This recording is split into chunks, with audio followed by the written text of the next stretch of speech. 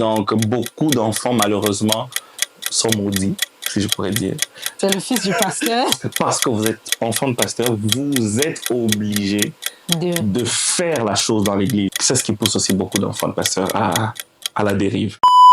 Salut à toi et bienvenue sur Vie en Christ. Moi, c'est Anissé et aujourd'hui, nous avons sur Vie en Christ Moïse. Moïse, bonjour Anissé. Bonjour Moïse et bienvenue sur Vie en Christ. Merci beaucoup. Ça fait un plaisir de t'avoir sur Vie en Christ. Le plaisir est partagé. Donc aujourd'hui, on va parler d'un thème particulier qui te tient beaucoup à cœur. Ok. Attends, c'est moi qui t'informe. Non, c'est vrai, Ouais, c'est vrai. Justement, on va parler de la vie d'un fils de serviteur, un fils de pasteur, un fils d'homme de Dieu. Toi, déjà, Moïse, tu es enfant de pasteur. Oui. Et est-ce que tu peux un peu nous parler de toi? Oh, ok. Comme Anissé l'a dit, d'abord, je m'appelle Moïse. Effectivement, je suis fils de pasteur. Voilà. Mon père est pasteur au Congo, précisément. Et voilà. J'ai 3 frères, non, un frère et 2 sœurs. Et j'ai grandi dans une maison chrétienne. Pas pastorale tout de suite, parce que mon père n'était pas d'abord pasteur. Il est devenu pasteur par après. Bon, quand je dis qu'il est devenu pasteur, vous allez me permettre, c'est vrai que Dieu l'avait déjà appelé à être pasteur, mais la consécration est venue bien plus tard. Mais voilà, j'ai grandi quand même dans une famille chrétienne. Ok, donc la consécration est venue à quel moment? Si je me souviens très bien, j'étais encore au lycée, en 3e année, si j'ai bonne mémoire. 3e année. Ça fait la classe de seconde, non, de 3e. Non, 4e. 4e, voilà, effectivement. Oui, je crois que c'est à cette période-là. Ok. Ouais, si j'ai bonne mémoire. Donc, ça fait beaucoup d'années. Plus de 10 ans même. Hein. Wow. Je crois plus de 10 ans. Et comment est-ce que tu étais dans l'adolescence? Oui. Comment est-ce que tu as appris le fait que ton père devient pasteur? Il doit être consacré pasteur et tout. D'abord, je ne savais pas. On ne savait même pas. Ok. Moi, quand mes parents vivaient dans une autre ville, moi, j'étudiais dans une autre ville. Ok. Et alors, j'ai juste appris que non, papa va être consacré pasteur. C'est vrai que ça fait très longtemps, j'ai perdu beaucoup de détails. Les choses s'est préparées. Alors, il y avait ses supérieurs dans la communauté qui sont venus et tout. Ils savaient qu'il allait être pasteur. Ses frères, ses sœurs, toute la grande famille était là. C'était une grande fête. Mais je dois avouer que pour moi, c'était pas trop... je savais, ok, papa sera pasteur. C'est bon. C'était plus un jour de fête. Et c'est vrai qu'on avait célébré, on avait fêté.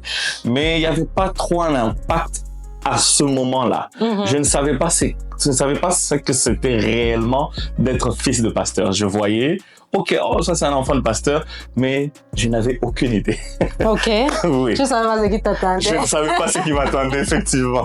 Quelques temps plus tard, avec tes frères et sœurs, papa consacré pasteur, et quand est-ce que tu as commencé à te dire, je ne comprends pas trop, je ne suis peut-être plus d'accord avec la fête que j'ai fait là. Quand est-ce que tu as commencé à avoir des questionnements? Bon, je dirais que j'ai commencé à avoir des questionnements quand j'ai pris conscience de la charge que mon père avait et a, parce qu'il est toujours pasteur. Parce que une chose est vraie, quand votre père est pasteur, vous ressentez le poids aussi sur vous. Vous êtes impliqué dans tout.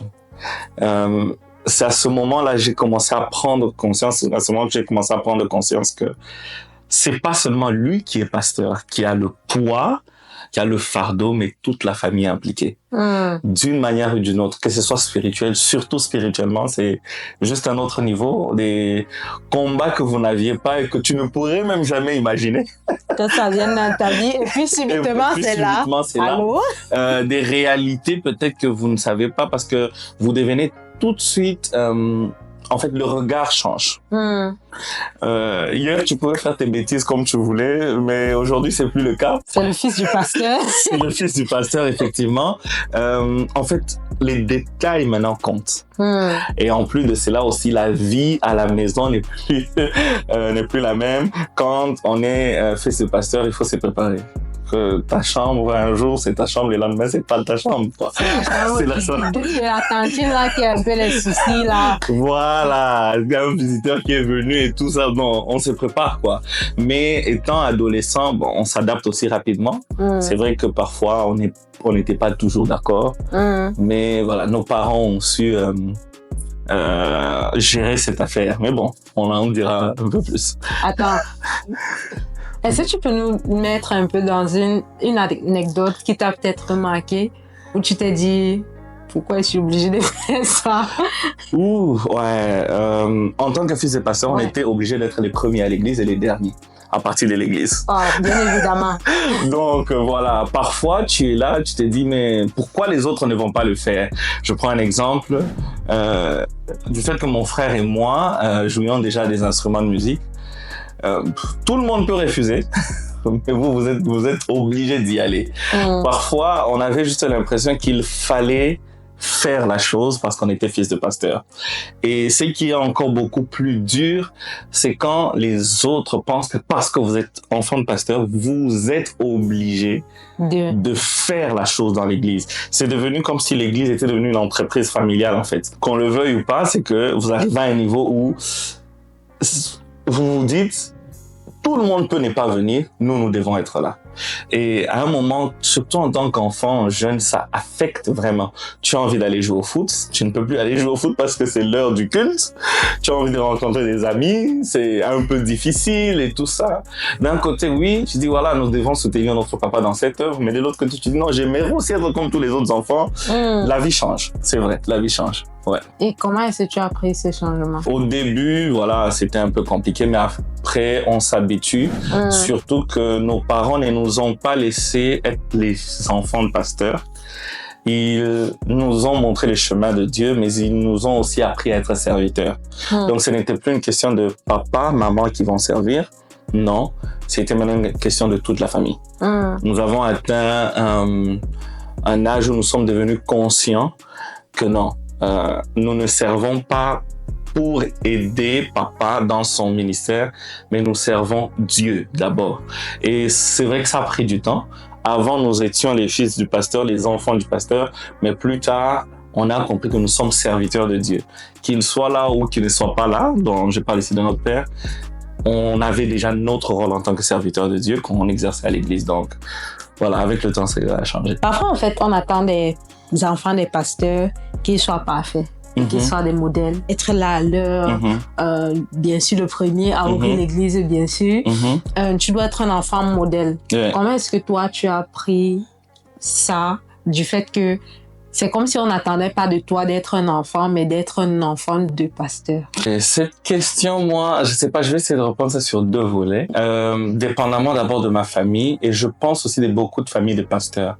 Très souvent, on a l'impression qu'on attend une certaine image des enfants de pasteur, surtout quand nous sommes à l'extérieur. On s'est dit en tant qu'enfant de pasteur, on attend que tu sois modèle dans ta façon de parler, dans ta façon de t'habiller et tout ça. Et généralement, c'est même la pression qui vient de l'extérieur. Mais quand on est à l'intérieur, ce n'est pas trop l'image que nos parents nous renvoient. Il faut dire qu'avant d'être enfant de pasteur, nous sommes d'abord des enfants. Donc, comme chaque parent, les parents ont un objectif à atteindre dans l'éducation de leurs enfants. Donc, en tant qu'enfant de pasteur, fils de pasteur, je crois d'abord que mes parents ont beaucoup plus poursuivi mon éducation avant d'être enfant de pasteur. C'est vrai, j'ai traversé un moment d'adolescence où, je sais pas, ça fait plusieurs années, le moment où on mettait, chez nous on appelait ça des baggy, des gros pantalons là, je sais pas si tu vois. Oui, je connais ça. Effectivement, aussi. Voilà. Moi, quand on allait faire des courses, acheter des habits, c'était ça quoi. Donc, je mettais des tailles basses et tout ça. Bon, c'était un peu la bataille avec ma maman et tout. Voilà, je voulais toujours faire une coiffure avec une trace qui passe là. Qui passe. Voilà, et tout. Mais du côté de la famille, du moins avec les parents, on ne sentait pas genre, vous êtes des enfants des pasteurs, vous devez. Non, c'était beaucoup plus, vous devez avoir une bonne éducation. Vous devez apprendre à respecter les gens, vous devez vous respecter, votre façon de vous habiller et tout. Mais la pression enfant de pasteur vient beaucoup plus de l'extérieur. Je crois que s'il y a des enfants des pasteurs qui nous suivent, peut-être qu'ils verront aussi la chose de la même façon. Cette pression vient beaucoup plus de l'extérieur parce que les gens ont une certaine image et on veut vous l'imposer aussi. Et parce qu'on attend cela de vous, même sans vous rendre compte, vous vous imposez cela. Je suis enfant de pasteur, je dois être un modèle et tout. Et c'est ce qui pousse aussi beaucoup d'enfants de pasteurs à la dérive. Mais bon, on en parlera. Vas-y, parlons-en, vas-y. Oui. Quand on parle de pasteur, c'est vrai que le pasteur est un berger, le pasteur est un modèle et tout. La première église du pasteur, c'est bien sûr sa famille. C'est une pression, je dirais, mentale ou émotionnelle. Pourquoi? Parce qu'un pasteur se tient devant, il prêche, il enseigne toute une église. C'est pas sur l'accoutrement ou encore la sexualité ou je sais pas quoi. Il enseigne des gens à l'église, mais très souvent on veut voir qu'est-ce qui se passe dans sa propre famille. Qu'est-ce qui se passe dans sa propre famille et tout. Mais le problème, c'est quoi généralement? Moi, j'ai dit gloire à Dieu. Peut-être que, voilà, je parlerai un peu plus de détails en ce qui concerne ma famille. Beaucoup de pasteurs sont tellement focus sur l'église, les membres, qu'ils oublient leurs enfants. Beaucoup de pasteurs travaillent, je dois m'investir pour des membres dans mon église, mais ils oublient que la famille est sa première église. Et quand la famille ne se sent pas impliquée ou prise comme une église, ça c'est un côté, certains enfants de pasteurs déraillent. Et surtout, comme je disais, comme d'autres pensent, ils se disent, OK, il y a la pression extérieure, nous devons être des modèles, nous devons être ceci. Il y a une sorte de rébellion généralement qui prend naissance dans les cœurs des enfants de pasteurs parce que tout le monde a les yeux sur vous. Une personne de l'église peut faire n'importe quoi, mais toi, en tant qu'enfant de pasteur, tu ne dois pas faire. Tu n'as pas le droit. Et quand l'enfant grandit comme ça et tout ça, à un moment, les enfants se rebellent, quoi. Et tout. Et c'est le plus gros challenge, vraiment de faire de sa famille sa première église. Et nous, moi, je dirais, Dieu a fait grâce à nos parents et aussi à nous. Nous avons vite compris, moi, mes frères, que voilà, nous sommes la première église. Et c'est vrai que Dieu a utilisé des moyens, notamment dans ma famille, la musique, tout ça, comme on aime faire la musique et tout ça. Et pour nous, le lieu où on devait faire la musique et on a grandi dans la musique, c'est l'église. Et à force d'écouter aussi les prédications et tout ça, donc ça a changé. Et voilà. Dieu nous a fait grâce. Moi, par exemple, c'est pas mon papa qui m'a baptisé, c'est un autre pasteur d'ailleurs. Non, mais pourtant, j'étais dans cette église-là. Okay. Donc, voilà. Mais attends, raconte, je sais que c'est vrai que, ouais, on se connaît, mais forcément, je connais pas tous les détails de ta vie parce que c'est, ta vie a été déjà longue. Alors, ma part, ça arrive pas. Et non, quand tu t'es baptisé, ça s'est passé comment que ce soit un autre pasteur? Wow, très intéressant. Il faut dire que, étant enfant de pasteur, je n'avais pas tout de suite compris que je n'avais pas encore donné ma vie à Jésus.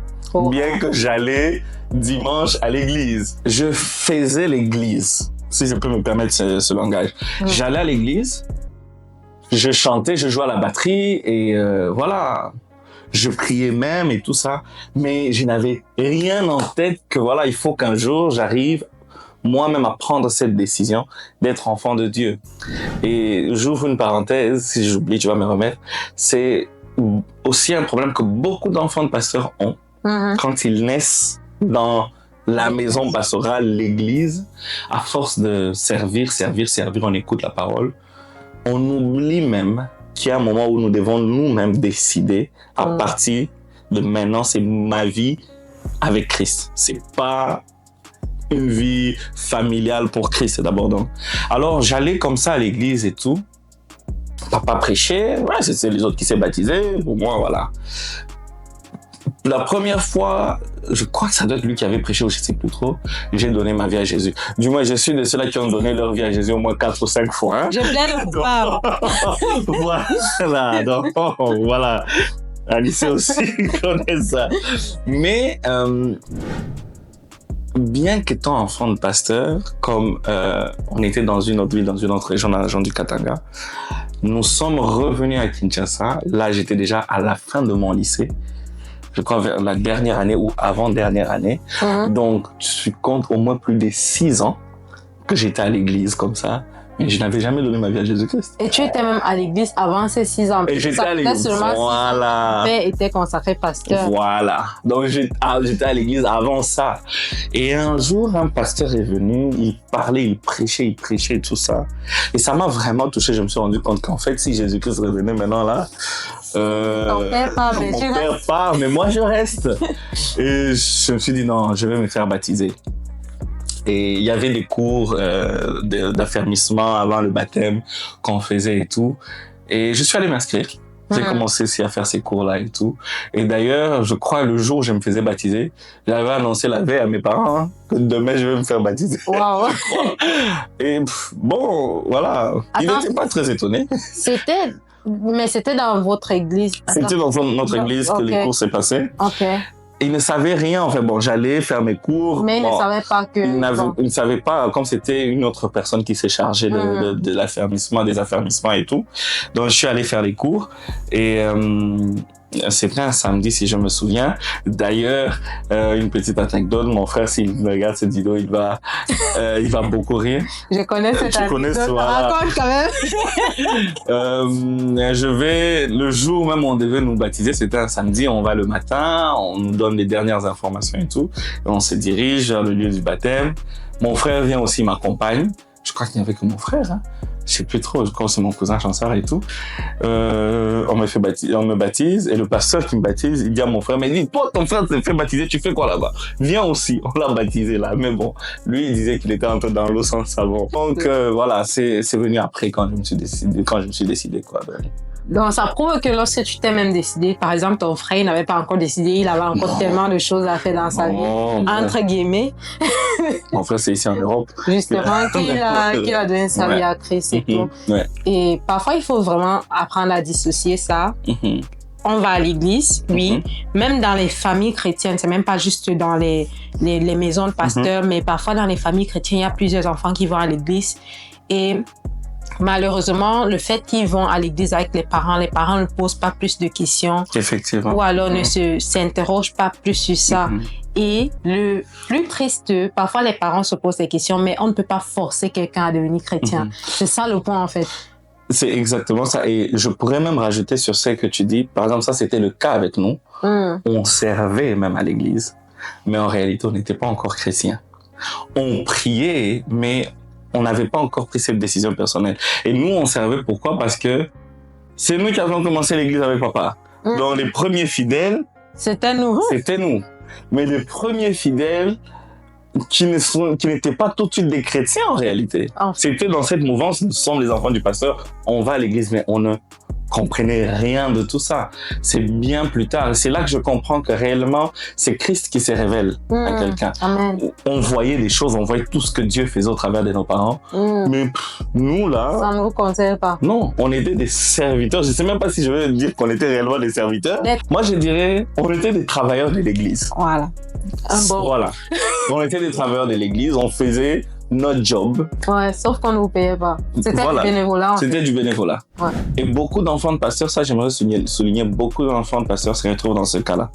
Surtout ceux-là qui ont commencé avec, peut-être le papa, c'est lui qui a commencé, qui a fondé l'église et tout. Ouais.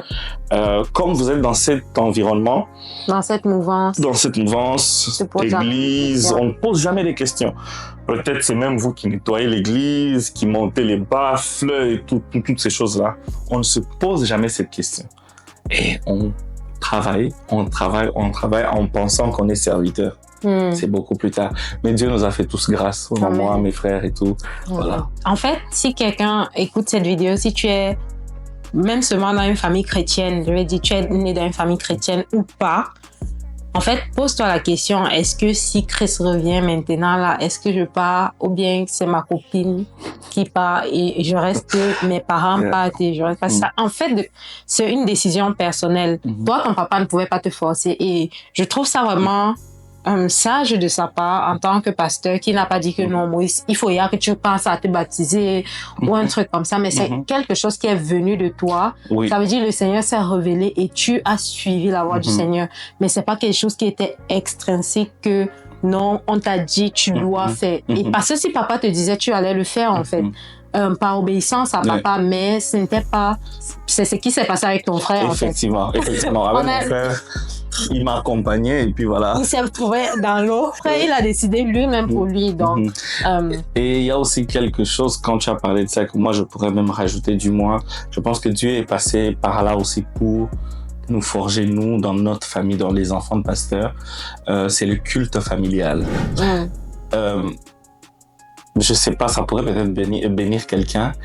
Nous allions à l'église, on était bénis par des prédications, oui, mais bon, sans plus. C'est un peu, je sais pas comment, on ne voyait pas notre père comme un pasteur. Bien sûr, c'est pas là qui marche. Voilà, on voyait notre père comme père. C'est que même le rapport que nous avions avec lui, nous, on ne savait pas faire la différence quand est-ce qu'il est pasteur et quand est-ce qu'il est père. Ça va encore, c'est une thématique qui va encore beaucoup plus en profondeur. Mais la chose qui nous a vraiment, bon, je dirais, c'est le moyen par lequel Dieu est passé pour nous transformer, le culte familial. À l'église, on était avec tout le monde, mais à la maison, on avait notre propre culte familial. On comprenait maintenant beaucoup plus des choses. Et je dirais même que c'est au travers du culte familial vraiment que nous avions pris conscience que nous n'étions pas encore des chrétiens, bien que nous étions dans la maison d'un serviteur de Dieu et qu'on allait à l'église servir ou travailler. Mais c'est vraiment au travers du culte familial. Et ce sont des choses, je sais pas, qui manquent beaucoup dans les familles pastorales. Pourquoi? Parce que les parents sont toujours dans le service. Et on oublie parfois les enfants. Malheureusement. Non, malheureusement. Ouais. Donc le salut ne s'hérite pas... C'est même pas héréditaire. C'est pas héréditaire. Ça ne se transmet pas des familles, de pères. Bon. Père à fils. Non. Ouais. Donc, c'est un peu ça. Si tu veux donner des conseils à toi plus petit. Oui. Donc, toi, Moïse, il y a de cela beaucoup d'années. Quels sont les conseils que tu te donnerais? Wow.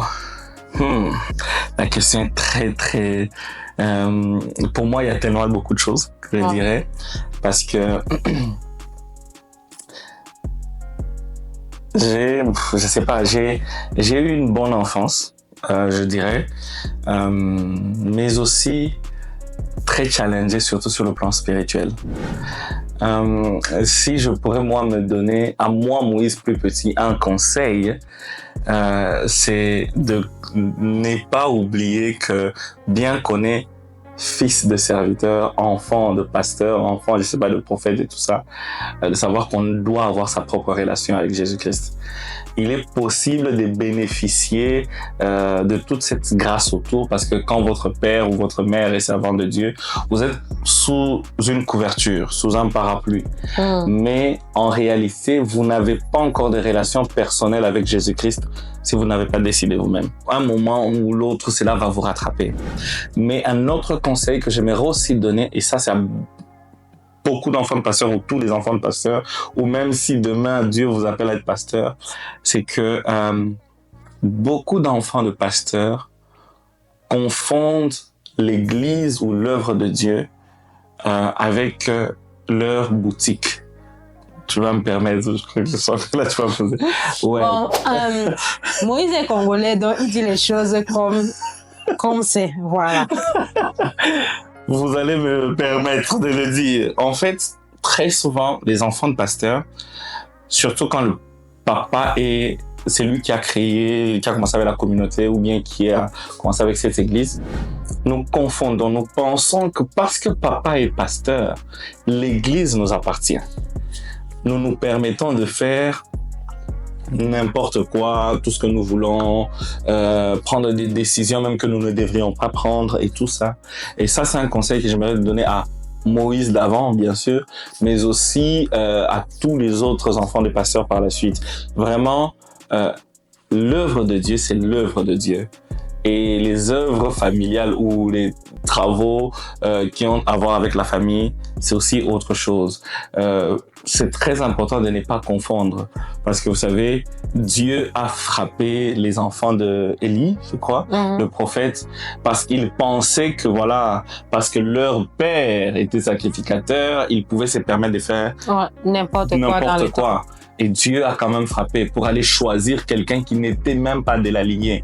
Et c'est quelque chose que j'aimerais réellement et sincèrement dire à tous les enfants de pasteurs. C'est un très, très gros danger de confondre l'œuvre de Dieu avec les affaires familiales, quoi, les business et tout ça. L'Église n'est pas votre entreprise. Dieu a peut-être choisi votre père ou votre mère pour être un canal par lequel il va bâtir son Église.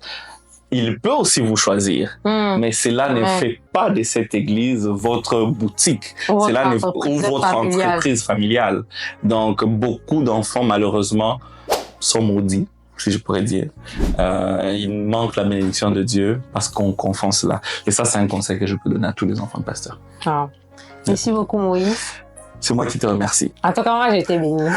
Je ne sais pas pour toi, mais vraiment, c'est un encouragement. Prenons notre vie avec le Seigneur au sérieux. Je vais dire comme ça. Donne un mot de fin parce que c'est toi qui vas finir la vidéo. C'est toi qui as fait la vidéo, donc finis le mot. En tout cas, comme mot de fin, d'abord, j'ai dit merci à Anissé d'avoir permis que cette vidéo ait lieu. Et vraiment, c'est que j'aimerais dire comme mot de la fin, d'abord à tous les enfants de pasteurs qui peut-être sont déjà à l'église, ça fait plusieurs années, mais que vous n'avez pas encore donné votre vie à Jésus-Christ. Quand tu regardes ton parcours, tu te rends compte, en fait, j'ai été à l'église, je suis parti tous les jours avec mon papa, ma mère, j'étais tous les jours à l'église, mais en réalité, tu n'as pas de vie, tu n'as pas de relation personnelle avec Jésus-Christ. Il est temps que tu le fasses. La foi n'est pas héréditaire. Ça ne se transmet pas juste parce qu'on est d'une famille. Oui, il y a la grâce qui est là. Il y a certaines familles, oui, parce que le père était pasteur, il y a cette grâce qui découle. Dieu a choisi.